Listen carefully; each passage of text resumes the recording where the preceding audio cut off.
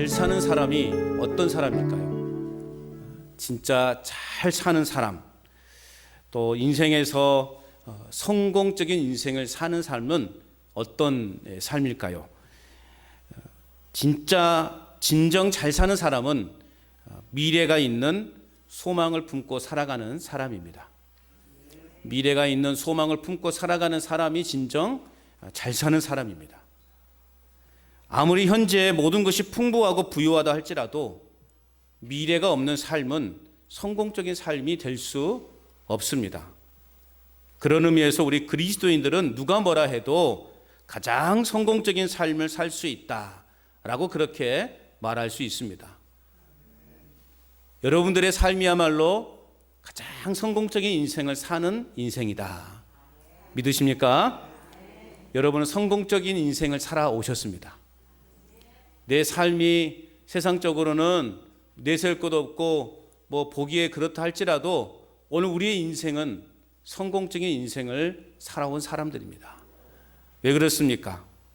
오늘 저와 여러분들에게 있어서 여러분의 생애에 있어서 가장 큰 소망과 목표가 무엇이겠습니까?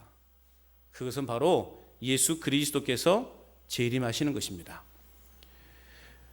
왜냐하면 예수님께서 재림하신다는 것은 결국 우리에게 궁극적인 승리와 또 영원한 행복의 시작을 안겨주기 때문에 그렇습니다. 그렇기 때문에 우리는 성공적인 인생을 살아온 것입니다. 이 땅에서 우리가 화려한 조명을 받지 못한다 할지라도 또 오늘 우리가 이 땅에서 부귀영화를 누리지 못하며 살아가고 있다 할지라도 오늘 우리에게는 영원한 소망, 예수님의 재림에 대한 그 소망을 갖고 살아가기 때문에 우리는 진짜 성공한 인생들이라는 것입니다. 자부심을 가지시기 바랍니다. 나는 성공한 사람이다. 시작. 나는 성공한 사람이다. 한 번 더 시작. 나는 성공한 사람이다. 할렐루야. 여러분은 성공한 사람들입니다. 이 성공이 여러분 대에서만 끝나는 것이 아니라 여러분의 자녀손 대대까지 이 성공적인 인생을 살아와야 되지 않겠습니까? 하루하루 먹기 살기에 급급한 우리의 자녀들, 어떻게 하면 좀 더 많은 것을 소유해 볼까 발버둥치며 살아가는 우리 자녀들, 그런 자녀들에게 우리는 당당하게 이야기할 수 있어야 돼요. 얘야, 그것이 성공의 인생이 아니다. 나와 함께 예수님을 믿자. 재림의 소망을 갖자. 천국의 소망을 갖자. 이것이 진짜 행복이란다. 그렇게 말할 수 있어야 됩니다. 얘야, 나한테 용돈 많이 안 줘도 된다. 목사님, 그 말만큼은 제발 하지 말아주세요. 그렇게 지금 속으로 생각하는 분들이 계실 것 같아요. 그러나 여러분, 그렇게 말할 수 있어야 돼요. 얘야, 나한테 용돈 많이 안 보내도 된다. 절반만 보내라. 그 대신 그 절반으로 하나님 앞에 너의 영혼을 맡겨라. 하나님의 나라를 소망해라. 그것이 진짜 나에게 효도하는 것이다. 꼭 이렇게 제가 멈춰야 아멘을 하시렵니까? 오늘 저녁에 당장 같이 전화를 하시라고요. 그렇게 자녀들한테. 그거 진짜 성공한 인생이라는 거예요. 여러분, 이 땅에서 많은 걸 가진들 뭐 하겠냐고요. 이 땅에 높은 권력을 가진들 그게 진짜 행복이겠습니까? 엊그제 이제 국회의원 선거도 막 끝났는데 거기서 떨어진 사람들 생각해 보세요. 얼마나 절망적이겠습니까? 거기서 몇 프로죠? 몇 프로, 15% 이상을 받으면 내가 썼던 그 자금을 다 100% 받을 수가 있다 그러는데 9%인가 정도 못하면 50% 받는다 그래요. 근데 그 미만 표를 받은 사람은 어떻게 합니까? 보통 그때 들어간 돈이 약 한 1억 5천에서 2억 정도 보통 선거 자금으로 들어간다고 하는데 다 날리는 거 공중으로 다 날리는 거 아닙니까? 얼마나 허망합니까? 얼마나 허망해요. 그게 과연 인생이겠냐고. 또 그렇다고 당선이 됐다고 해서 그 인생이 이제 탄탄대로가 뚫립니까? 또 그렇지 않아요. 그것이 결국 우리의 인생을요 행복하게 만들어주지 않더라고요. 예수님 믿고 천국 소망 바라보는 여러분들이 성공적인 인생임을 믿으시기 바랍니다. 우리는 미래를 소망을 미래에 대한 소망을 바라보면서 우리는 세상에 속한 쾌락과 유혹들을 물리치는 그러한 삶을 살아갈 수 있기를 주님의 이름으로 축복합니다. 자, 새 예루살렘에 대해서 계속해서 말씀드리고 있습니다. 새 예루살렘은 궁극적으로 완성된 교회를 가리킨다라고 그렇게 말씀을 드렸죠. 그렇다면 이 새 예루살렘인 완성된 교회는 새 하늘과 새 땅에서 어떤 삶을 누리게 될 것인가? 아니, 아울러 그것을 소망하는 교회는, 또 그것을 소망하는 저와 여러분들은 이 땅에서 어떠한 삶을 살아가야 될 것인가를 오늘 성경은 우리에게 말씀해 주고 있습니다. 그 첫 번째는 하나님과의 충만한 교제를 누리며 살아가야 되는 것입니다. 따라서 합시다. 하나님과 충만한 교제. 그래. 우리는 하나님과 충만한 교제를 누리며 살아가는 삶을 살아야 돼요. 오늘 1절에서 5절까지의 말씀은 새 예루살렘과 관련해서 회복된 낙원, 또 새로운 에덴을 묘사하고 있습니다.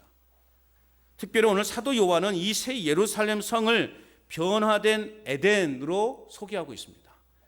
자, 오늘 1절 말씀 같이 다시 한번 읽어보겠습니다. 1절 시작. 또 그가 수정같이 맑은 생명수의 강을 내게 보이니 하나님과 및 어린 양의 보좌로부터 나와서 2절 초반에 보면 길 가운데로 흐르더라 말씀하고 있습니다. 자, 이 말씀은 우리가 이제 성경을 많이 보시는 분들은 떠오르는 성경이 있어야 됩니다. 에스겔 47장. 에스겔 47장에서 나타난 물은 성전 문지방에서 그 물이 시작이 되어서 성전 문지방에서 물이 나온 그 물이 발목을 채우고 무릎을 채우고 허리를 채우고 이제 헤엄쳐서 가야 될 정도로 물이 채워집니다. 그 성전 물지방에서 흘러나온 그 물이 바다 곧 사해까지 도달하게 된다는 거예요. 그래서 사해의 그 죽은 물에 생명을 불어 넣어줘서 생명체가 살 수 있도록 그런 역사를, 그러한 일들을 행한다라는 것입니다. 이것은 무엇을 말해주는 것인가? 생명의 지속성, 또 생명의 풍요로움을 묘사하고 있는데, 이는 곧 첫 에덴의 에덴 동산이 회복되고 변형된 모습을 보여주고 있다라는 것입니다. 잃어버렸던 그 에덴, 그 화려했던 그 에덴을 다시금 회복시켜주는 역할을 한다라는 것입니다. 오늘 본문에서 특별히 생명수의 강이 하나님과 어린 양의 보호자로부터 흘러나왔다라고 하는 것은 하나님과 어린 양이 성전임과 동시에 모든 생명의 근원임을 말씀해 주고 있습니다. 우리의 생명의 근원이 바로 하나님께로 나온다는 것입니다. 그렇습니다. 오늘 교회는 바로 생명을 살리는 공동체가 되어야 하는 것입니다. 그리고 끊임없이 그 생명을 공급해 주는 공동체가 되어야 되는 것입니다. 에스겔에서 말씀하고 있었던 것처럼 그 생명수가 그 성전 문지방으로부터 흘러나오는 것처럼, 왜 성전 문지방으로 흘러나왔을까요? 하나님의 그 생명수가 그 성전에 가득 채워졌기 때문에 그 문지방으로부터 흘러나오게 되는 거예요. 오늘 하나님의 그 생명이 오늘 우리 교회에 가득 채워져서 우리 성전 문지방을 통해 흘러 넘쳐나서 이 죽어가는 이 지역을 살리는, 죽어가는 이 영혼들을 살려내는 그러한 우리 간전제일교회가 될 수 있기를 주님의 이름으로 축원합니다.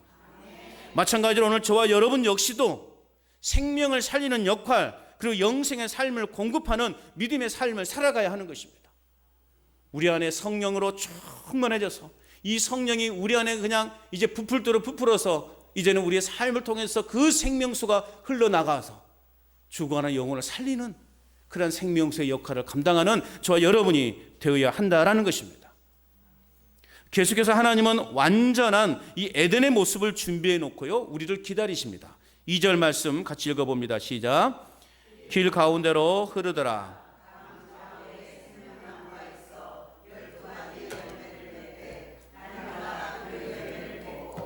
그 나무 잎사귀들은 만국을 치료하기 있더라. 아멘.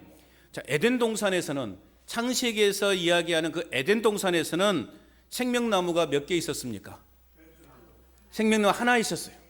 하나뿐이었던 그 생명나무가 이제 새 에덴 동산에는요 많이 있을 것이다. 그 생명수의 강이 큰 성길의 중앙으로 흐르더라 표현하고 있습니다. 무엇보다 창세기에 소개된 에덴 동산에서의 그 생명나무 열매는 먹을 수 있었을까요? 먹지 못했을까요? 생명을 알게 하는 나무는 열매는 먹지 못하도록 금지해 놨죠. 그런데 오늘 말씀해 보니까 그 새 에덴에서는 그 생명나무의 열매를 먹을 수 있도록 허락이 되어 있다. 그렇게 표현하고 있습니다. 여러분, 생명나무의 열매가 무슨 맛일까요? 여러분, 생명나무의 그 열매 맛 궁금하지 않으십니까? 궁금하다고 하셔야지. 여러분, 그 생명나무 열매 맛 궁금하지 않으십니까? 궁금하면 500원? 여기서 벌 수 있는 것이 있어가지고 말이죠. 궁금하면 500원이 아니라 궁금하면 천국 가시자고요. 천국 가서 그 생명나무의 열매 맛을 우리가 함께 보자고요. 어떤 맛인가? 그 과거의 그 첫 에덴 동산에서는 그 생명나무의 열매를 따먹지 못하도록 하나님이 말씀하셔서, 그러니까 여러분, 아담과 하와야 충분히 이해해요. 먹지 말라는 건 어떡합니까? 더 먹고 싶어 하잖아요. 도대체 저 맛이 어떤 맛일까? 뭔 특별한 맛이기에 하나님 혼자 드시려고 우리를 먹지 못하게 하실까? 그런 궁금증, 의심이 저들 안에 있지 않았을까? 그래서 사단이 유혹할 때 쉽게 그냥 그 생명나무 열매를 그냥 따먹지 않았을까? 그런데 그 맛이 어떻다라는 말은 성경에 그 어디에도 나와 있지 않아요. 그리고 우리로 하여금 궁금증이 되는 거예요. 도대체 저 생명나무 열매가 무슨 맛일까? 무슨 맛인지를 알고 싶으면 어디 가자고요? 천국 가보자고요. 우리 천국 가서 그 생명나무 열매를 그냥 막 먹자고요. 동남아에 가면 뭘 배불리 먹습니까? 망고. 필리핀이나 어디 거기 가면 망고는요, 그냥 엄청 먹어요. 엄청 먹어. 밤새도록 망고만 먹고 있는 것 같아. 오늘 생명나무의 그 맛은 천국에서만 누릴 수 있는 것입니다. 그래서 궁금하시면 천국 갑시다. 궁금하시면 천국 가셔서 우리 함께 그 생명나무의 열매의 맛을 함께 누려보자고요. 자, 또한 오늘 말씀해 보니까 잎사귀들은 만국을 치료하여 소생케 한다 말씀하고 있어요. 천국은 우리가 앞에서 말씀드렸던 것처럼 아픔이 없고 고통이 없고 사망이 없는, 눈물이 없는 곳이라고 말씀드렸어요. 오늘 잎사귀는 만국을 치료하여 소생케 한다. 즉 새 예루살렘에 참여하는 이 생명나무의 열매를 먹는 자들은, 이 생명나무의 열매를 먹을 수 있는 이 그리스도인들은, 저와 여러분들은 그리스도로 말미암아 죄와 사망의 고통에서 완전히 벗어났음을 말씀하고 있는 것입니다. 이 땅에서 우리는 수많은 죄를 또 짓고 살아가요. 물론 우리 안에 있는 예수님을 믿은 순간 우리 속에 있는 그 근본적인 죄는 사해졌지만, 우리는 그럼에도 불구하고 불완전한 세상을 살고 있기 때문에 우리는 죄에서 자유할 수가 없는 거예요. 그러나 우리가 하나님의 나라에 이르렀을 때, 천국에 이르렀을 때 예수 그리스도로 말미암아 우리의 모든 죄가 깨끗하게 씻겨지고 이제는 하나님의 거룩한 백성으로 천국 나무의 그 생명나무의 열매를 마음껏 따서 드실 수 있다라는 거예요. 할렐루야. 여러분, 오늘 우리의 삶의 자리에서 그래서 맺어야 되는 생명의 큰 성령의 열매는 뭐냐? 바로 예수 그리스도로 인해 죄와 사망의 고통에서 모든 사람들이 벗어나도록 생명을 공급하는 전도자의 역할, 생명을 구원해내는 그러한 열매를 맺는 저와 여러분의 삶이 되어야 하는 것입니다. 생명수의 강가에서 생명나무가 무성하게 자라나는 것처럼 성령 안에서 생명의 열매를 풍성히 맺는 저와 여러분의 삶이 될 수 있기를 주님의 이름으로 축복합니다. 그리고 오늘 3절에 말씀하고 있는 것처럼 새 예루살렘에는요, 저주가 없대요. 저주가 없고 그곳에는 성부와 성자의 보좌가 있고 종들이 그분을 섬길 것이다 말씀하고 있어요. 그리고 무엇보다 4절 말씀에 보면 우리는 하나님의 얼굴을 대면할 것이다 말씀하고 있습니다. 창세기 3장에서 아담과 하와가 범죄한 후에 하나님의 얼굴을 피하려 했던 것과는 대조를 이루고 있죠. 생명나무 생명을 알게 하는 그 열매를 따먹은 후에 죄가 비로소 들어왔고 사람들은, 아담과 하와는 하나님의 낯을 피해서 숨게 돼요.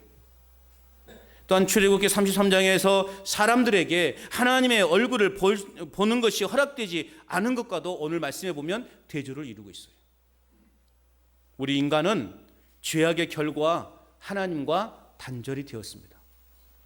감히 하나님을 볼 수 없는 그러한 자들이었다는 것이죠. 그러나 새 예루살렘에서는 오늘 말씀하고 있는 것처럼 하나님과 어린 양이 함께 임재해 주심으로 그 관계가 회복되고 더 이상의 저주가 없는, 구약에서는 하나님의 얼굴을 보는 자들은 죽을 것이다 그렇게 말씀하고 있었습니다. 그러나 이제는 하나님과 함께 대면하는, 그럼에도 불구하고 죽지 않는, 저주가 임하지 않는 그러한 완전한 나라가 될 것이다 라고 말씀하고 있는 것입니다. 이와 같이 구속함의 은혜를 받은 자만이 하나님과 어린 양을 예배하며 경배할 수 있는 것입니다. 그리고 또한 4절 말씀에도 보면 뭐라고 되어 있냐면 그의 이름도 그들의 이마에 있으리라 그렇게 말씀하고 있어요. 그의 이름도 그들의 이마에 있으리라. 그의 이마에 도장을 찍는다는 것, 이건 무엇을 상징하는 것이게요? 나의 소유다, 넌 내 것이다 라고 하는 것입니다. 성경은 여러 군데서 당신의 자녀들을 뭐라고 말하고 있습니까? 너는 나의 소유다, 너는 나의 것이다, 너는 내 것이다, 내가 너의 이름을 내 손바닥에 새겼노라. 이건 뭘 말하는 거예요? 이건 넌 나의 것이다 라고 말씀하고 있어요. 우리는 하나님의 것입니다. 새 예루살렘에 참여하는 자들은 하나님과 어린 양의 소유가 되고, 그래서 우리는 그분을 닮아가는 삶을 살아야 된다라는 것을 오늘 우리에게 말씀해 주고 있는 겁니다. 하나님의 소유된 주의 백성들, 우리는 그 주님을 닮아가야 되는 거예요. 예수님의 성품을 닮아가는 것이고 예수님이 행하신 그 모든 일들을 우리는 닮아가는 삶을 살아야 되는 것입니다. 그것이 그리스도인의 삶의 모습이고 천국을 소유한 자의 삶의 모습이라는 것입니다. 자, 또 5절을 읽어봅니다. 5절 시작.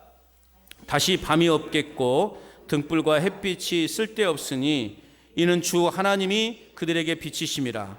그들이 세세토록 왕노릇 하리로다. 그것은 등불이나 햇빛에 의해서 빛이 존재하는 것이 아니라 오늘 말씀하고 있는 것처럼 오직 주 하나님이 그곳에 빛이 되신다는 거예요. 그래서 태양의 빛도 달의 빛도 다 무력화되는 곳, 그것이 바로 우리가 궁극적으로 가야 하는 하나님의 나라예요. 그것은 하나님 그 자체가 빛이 되시기 때문에 빛과 어둠 그 자체가 소용이 없는 거예요. 달이 공전해서 낮이 되고 밤이 되고, 달이 지구가 태양을 중심으로 이렇게 공전하면서 낮이 되고 밤이 되고, 이러한 상황이 이제는 필요가 없는 거예요. 태양도 그 빛이 의미가 없는 거예요. 왜요? 하나님 당신 그 자체가 빛이시기 때문에 그러한 것이 되는 거예요. 그래서 여러분, 천국에서는 아이고 좀 비 좀 왔으면 좋겠다, 왜 이렇게 비가 많이 온다냐, 그런 고민할 필요 있다 없다? 없다라는 것입니다. 그 하나님의 영원한 통치가 있고 영원한 영광이 비치는 곳이 바로 하나님의 나라이고 천국이라는 것입니다. 이 놀라운 은혜를 입은 저와 여러분들이 그곳에서 그리스도와 함께 영원히 왕노릇하며 하나님의 백성으로서 온전한 자유와 특권을 누리며 살아가게 될 것입니다. 온전한 자유, 완전한 자유를 우리는 누리며 살아가게 되는 거예요. 오늘 우리 교회가, 이 땅에 세워진 우리의 교회가 그러한 교회가 되기를 바라는 거예요. 교회는 예수 그리스도를 믿음으로 죄가 해결되어서 하나님과의 그러한 교제가 회복된 하나님의 백성들이 모이는 곳, 그것이 바로 교회인 것입니다. 예수 그리스도를 믿음으로 구원함을 받은 우리가 신령과 진리로 예배함으로 하나님과의 그러한 충분한 교제를 누릴 수 있음을 사모하는 삶, 우리가 꿈꾸는 교회이고 또 우리의 삶이 되어야 하는 것입니다.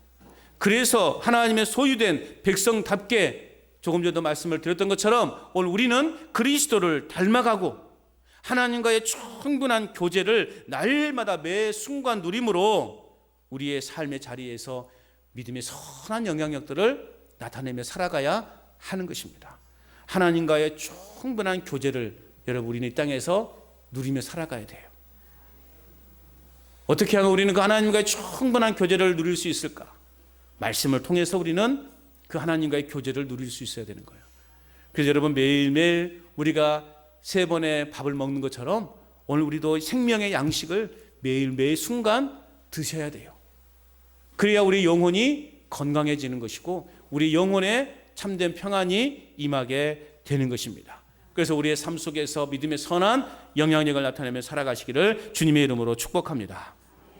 완성된 교회, 새하늘과 새 땅을 소망하는 우리는 또한 이 땅에서 어떤 삶을 살아가야 되는가? 두 번째는요, 예수님의 재림을 소망하며 살아가야 됩니다. 따라서 합시다. 예수님의 재림을 소망하는 삶. 우리는 이 땅에서 예수님의 재림을 소망하며 살아가야 돼요. 6절 말씀 같이 읽어봅니다. 6절 시작. 또 그가 내게 말하기를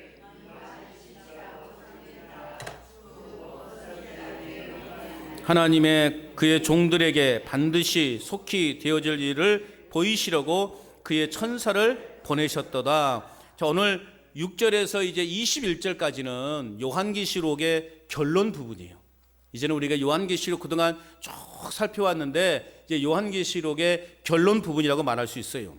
그런데 오늘 새 예루살렘 성을 묘사하지 않고 우리가 이제 앞전에서 몇 주 동안 새 예루살렘 성에 대해서 함께 말씀을 나눴는데 이제 결론 부분에 들어와서 새 예루살렘 성을 묘사하지 않고 요한계시록 1장의 내용을 반복하면서 오늘 뭐라고 말하고 있습니까? 속히 될 일을 다룬다라고 말씀하고 있어요. 자, 요한계시록 1장 1절 말씀 한번 띄워보실래요? 요한계시록 1장 1절 말씀 같이 읽어봅니다. 시작. 예수 그리스도의 계시라. 이는 하나님이 그에게 주사 반드시 속히 일어날 일들을 그 종들에게 보이시려고 그의 천사를 그 종 요한에게 보내어 알게 하신 것이라. 아멘. 자, 요한계시록 1장 1절 말씀에도 보니까 하나님이 그에게 주사 반드시 어떤 일들, 속히 일어난 일들. 오늘 말씀 6절 말씀에도 보면 속히 되어질 일을 보이시려고 그의 천사를 보냈다 말씀하고 있는 것입니다. 하나님께서 천사들을 보내신 목적이 멀지 않은 장래에 나타날 사실을 보여주기 위함임을 나타내 보여주고 있는 것입니다. 성경은 여러 곳에서 반복하고 있는 것처럼 예수님은 속히 오실 것이고 그분의 일은 속히 이루어질 것입니다. 그렇기 때문에 우리는 예수님의 재림을 기다릴 뿐만 아니라 지금도 그 약속이 이루어지고 있음을 믿고 우리는 기억하고 살아가야 한다는 것입니다. 또한 예수님은요, 예수님의 말씀을 천사가 전하는 메시지가 소개되고 있어요. 오늘 7절 말씀을 읽어봅니다. 7절 시작. 보라 내가 속히 오리니 이 두루마리의 예언의 말씀을 지키는 자는 복이 있으리라 하더라. 보세요. 내가 속히 오리니 이 두루마리의 예언의 말씀을 지키는 자는 복이 있으리라. 떠오르는 본문이 있어야 돼요.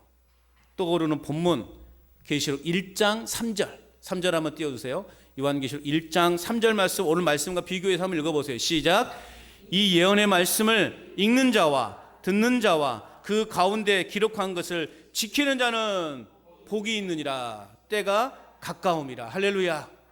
오늘 7절에서도 말씀하고 분명히 있는 것처럼 이 두루마리의 예언의 말씀을 지키는 자가 복이 있다 말씀하셨어요.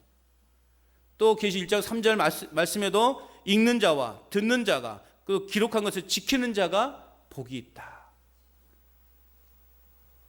왜 우리는 그 말씀을 지키는 자, 읽는 자와 듣는 자와 지키는 자가 복이 있는 것인가?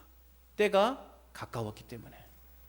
때가 가까웠기 때문에 오늘 우리는 하나님의 이 예언의 말씀을, 이 요한계시록의 이 예언의 말씀을 우리는 읽고 듣고 지키는 삶을 살아야 되는 것입니다.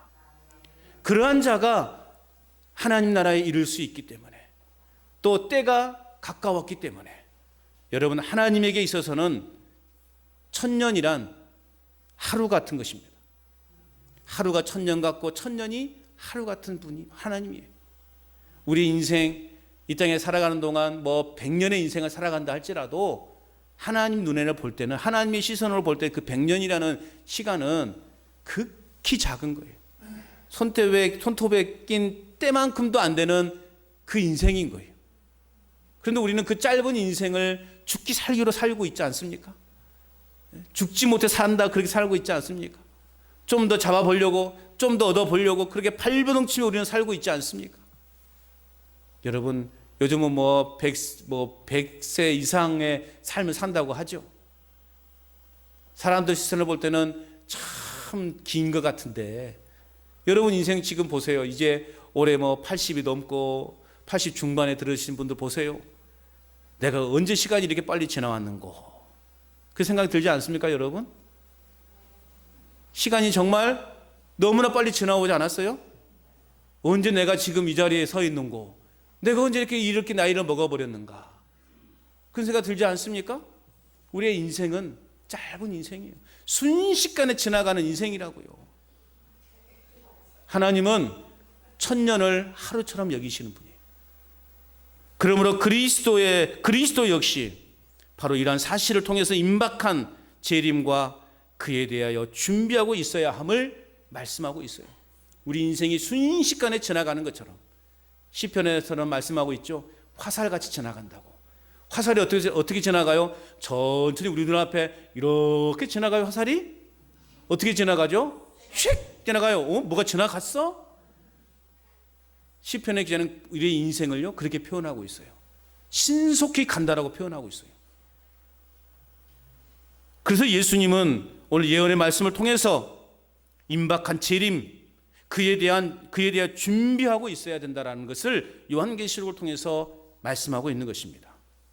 그 날을 믿음으로 기다리는 자만이 하나님의 진정한 복을 받을 수 있다라는 것입니다. 여러분, 인내하시고 기다림으로 하나님께로부터 충만한 복을 받으시기를 축복합니다. 여러분, 천국의 복보다 더한 복이 어디 있냐고요? 천국을 가는 것보다 더 큰 복이 어디 있겠냐고요?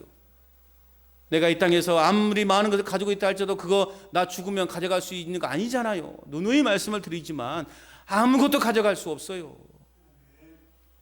예전에 있던 교회에서 젊은 나이에 교통사고로 이렇게 남편이 죽었어요. 그런데 그 남편이 이제 저랑 같이 찬양대를 하면서 이제 바이올린을 이렇게 연주를 했어요.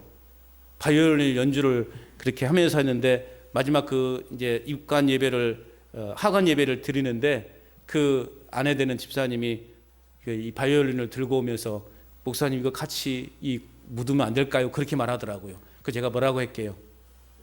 묻지 마시라고. 아무 의미 없는 거라고. 나중에 이게 같이 썩어가지고 더 불편하다고. 벌레만 땡기고 아무 의미 없는 걸 그냥 보관해 두시라고 그랬어요. 여러분, 그 바이올린을 그 하관할 때 관하고 같이 묻는들 무슨 의미가 있습니까? 무슨 의미가 있냐고요? 아무 의미 없어요. 그저 나 왔던 그대로 내 몸 그대로 이 몸뚱이를 하나만 가는 거예요.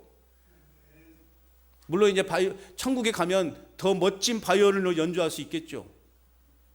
여러분, 아무 의미 없어요. 예전에 이제 지금은 사라졌지만 상여 메고 갈 때 어떻습니까? 종치는 사람이 안 가잖아. 이 사람들이 가다가 안 가잖아요. 왜 그래요? 노잣돈 주라고. 그 돈 많이 준다고 어디 가요? 뻔한데 예수 안 믿으면 지옥 가는 건데.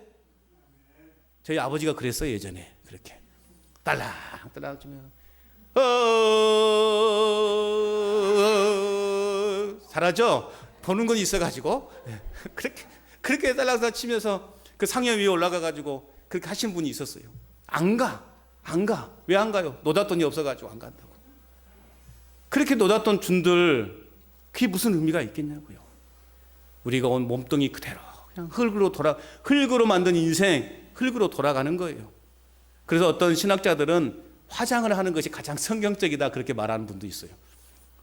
이렇게 그 흙으로 묻는 흙으로 다연히 흡수되어지는 그게 가장 성경적이다 말하는 분도 있어요. 물론 그것은 이제 뭐 사람마다 다른 생각이겠지만 여하튼 여러분, 오늘 우리는 있는 모습 그대로 왔다가 그대로 가는 거예요. 그래서 오늘 우리에게 진정한 복은 뭐냐? 믿음으로 주님의 다시 오심을 기다리는 자, 그러한 자에게 하나님의 진정한 복이 임한다는 사실을 믿으시기 바랍니다. 그러므로 오늘 저와 여러분들은 날마다 이 예수님의 재림을 기다리는 삶을 살아가야 되는 것입니다.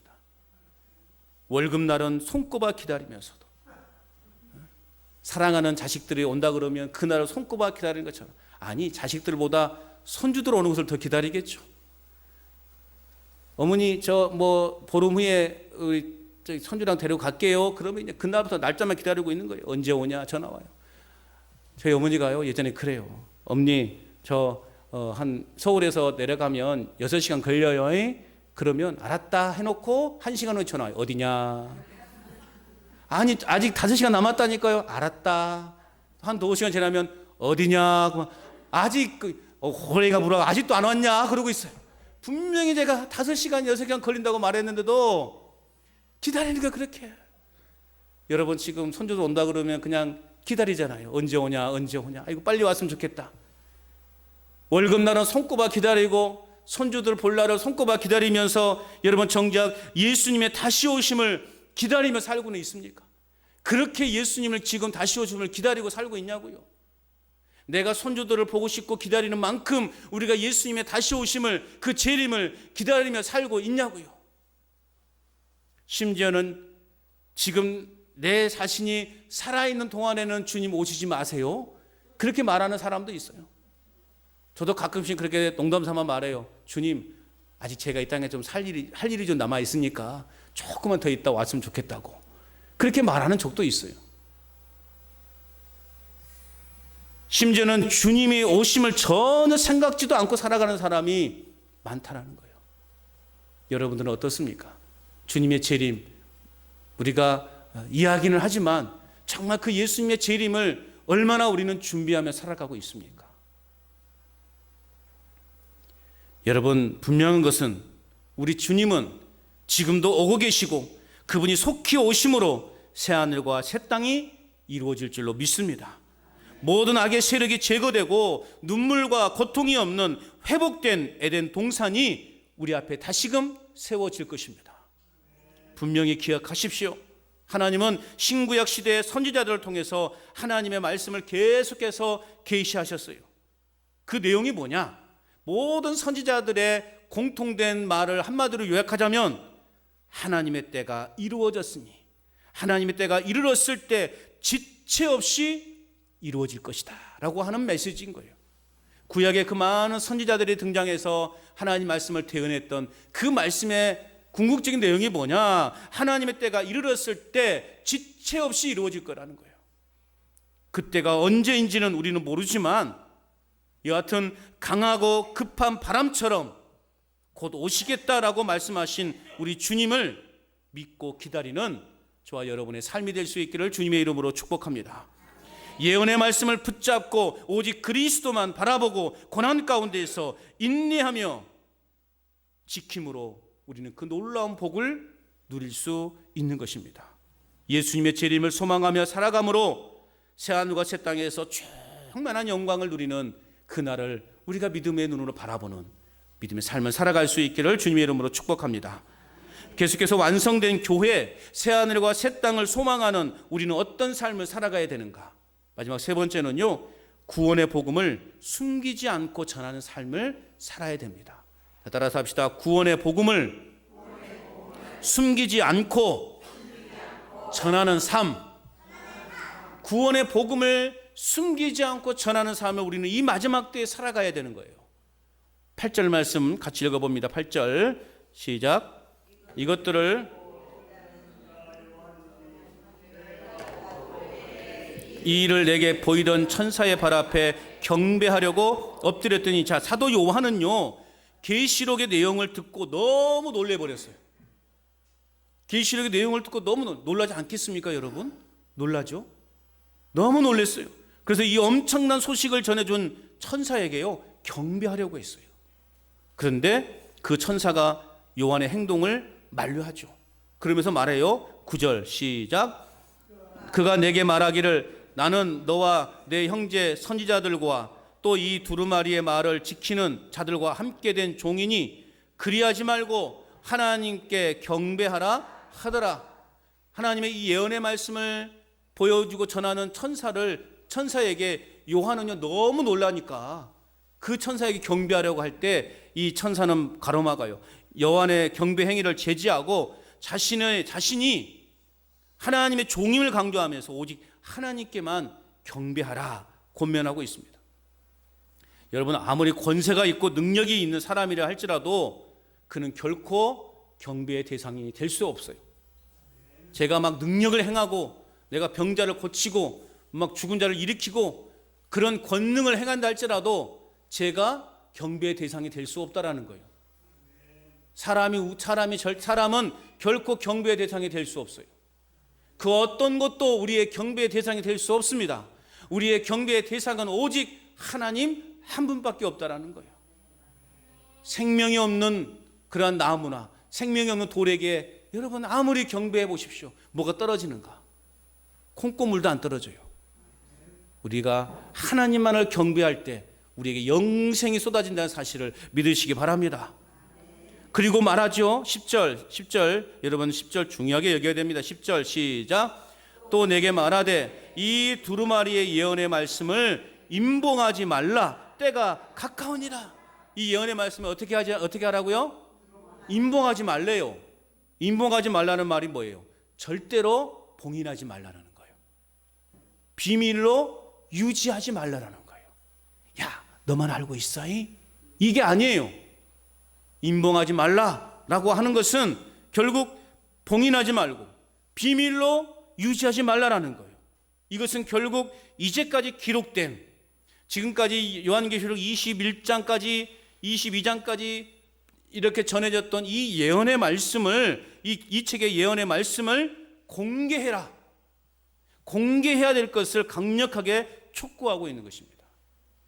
그래서 우리는 예수님의 이 심판의 메시지를 예수님의 이 재림에 관한 내용을 우리는 세상 가운데서 열심히 전파해야 돼요. 예수님의 재림이 확실하게 온다. 그때를 준비해야 된다라고. 예언의 사실을 철저하게 드러내어 알리라 라고 하는 의미인 것입니다. 왜 그렇습니까? 왜 우리는 이 예언의 말씀을 임봉하지 말아야 돼요? 때가 가까웠으니. 할렐루야. 때가 가까웠으니. 그리스도의 재림이 멀지 않았다라는 사실을 우리는 부지런히 알려야 되는 거예요. 동시에 가까워진 종말의 시점을 간과하지 말고 항상 이 말씀들을 주의함으로 더욱 우리는 그 말씀에 순종하는 삶을 살아가야 하는 것입니다. 그래서 하나님의 말씀을 읽고 지키는 자가 복이 있다라고 하는 이 요한계시록 1장 3절의 말씀, 전체의 주제라고 주제 선고라고 할 수 있는 이 요한계시록 1장 3절의 말씀을 우리는 늘 우리의 일상의 삶에서 실천하며 살아가야 되는 거예요. 여러분, 재림의 때가 가까웠습니다. 왜 아멘 안 하십니까? 재림의 때가 가까웠어요. 그리스도인들과 교회의 사명은 뭐냐? 더 많은 사람들이 그리스도를 영접해서 주님의 재림 때 심판을 받지 않고 구원의 길을 걷게 하는 것이 오늘 저와 여러분에게 주어진 궁극적인 사명이라는 것입니다. 예언의 말씀을 더 이상 감추지 말고 드러내야 됩니다. 부지런히 드러내야 돼요. 왜 드러내야 된다고요? 때가 가까웠으니. 그리스도의 재림이 임박했음을 우리는 알고 있기 때문에 이 예언의 말씀을 임봉하지 말아야 되는 거예요. 말씀을 감추지 말아야 되는 것입니다. 우리의 정체성을 숨기지 말아야 된다는 거예요. 즉 우리가 어느 공간에서는 내가 예수 믿는 사람이 아닌 것처럼 살지 말라라는 거예요.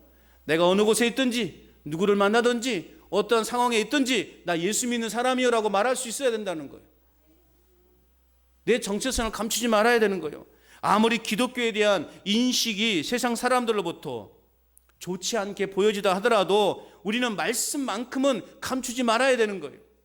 이 하나님의 말씀만큼은 감추지 말아야 되는 거예요. 당당하게 들고 다니세요. 창피해가지고 요렇게 들고 다니지 마시고, 예? 요렇게 들고 다니지 마시고 어떻게 하라고요? 당당하게 들고 다니시라고요. 신문지에 돌돌돌 몰아서 이렇게 끼고 다니지 마시고, 어이 그거 뭔가 아무것도 아니야. 그런 분들이 있어요. 그러지 말고 하나님의 말씀을 우리는 때가 가까웠으니 자신 있게 드러내고 살아가야 돼요. 또한 복음만큼은 결코 감추어서는 안 되는 것입니다. 그러므로 우리는 때를 얻든지 못 얻든지 우리가 만나는 모든 사람들에게 이 기쁨의 좋은 소식을 전하는 일에 최선을 다하는 삶을 살아가야 돼요. 그리스도의 증인의 삶을 살아가는 일에 더 힘을 내어 살아가는 저와 여러분 될 수 있기를 축복합니다. 마지막 11절 말씀 읽어볼까요? 시작. 불의를 행하는 자는 그대로 불의를 행하고 더러운 자는 그대로 더럽고 의로운 자는 그대로 의를 행하고 거룩한 자는 그대로 거룩하게 하라. 자, 그때가 되면 사람들이 자신의 마음과 행위대로 열매를 거두게 될 것이라. 그래서 하나님은요, 냅두라, 내버려 두라. 길가에 뿌려진 씨, 돌밭에 뿌려진 씨, 가시떨기에 뿌려진 씨와 달리 좋은 땅에 떨어진 씨는 반드시 좋은 열매를 맺게 될 것이다 라는 것입니다. 그래서 오늘 이 땅에서 좋은 밭이 되어야 되고 좋은 씨앗을 뿌리는 자가 되어야 됩니다. 그 좋은 씨앗이 뭐예요? 복음의 씨앗인 거예요. 우리는 부지런히 복음의 씨앗을 뿌려야 되는 거예요. 주님의 때가 가까웠으니 야, 빨리 예수님 믿어야 된다. 예수님 믿고 너 천국 가야 된다. 안타까워하는 마음으로 우리는 자녀들에게, 옆집에 사는, 이웃에 사는 사람들에게 전해야 되는 거예요. 전하시기 바랍니다. 그럼 여러분, 때를 놓치지 않기를 원합니다. 때를 놓치지 말아야 돼요. 여차하는 순간에 사랑하는 자가 내 눈앞에 사라질 때가 있어요. 아이고, 그때 복음을 전할걸. 그때 한 번 더 만나서 예수님 믿으라고 말할걸. 이런 후회가 우리에게 반드시 온다라는 거예요. 때를 놓치지 않기를 바랍니다. 지금 바로 회개해야 될 때이고 지금 바로 은혜 받아야 될 때임을 여러분 믿으시기 바랍니다. 그래서 이 한 주간도 새 하늘과 새 땅에서 완전하고 충만한 복을 누리며 살아가야 할 줄로 믿습니다. 완성된 교회, 또 새 하늘과 새 땅을 소망하며 하나님과의 충분한 교제를 날마다 누리며 살아갈 수 있기를 바랍니다.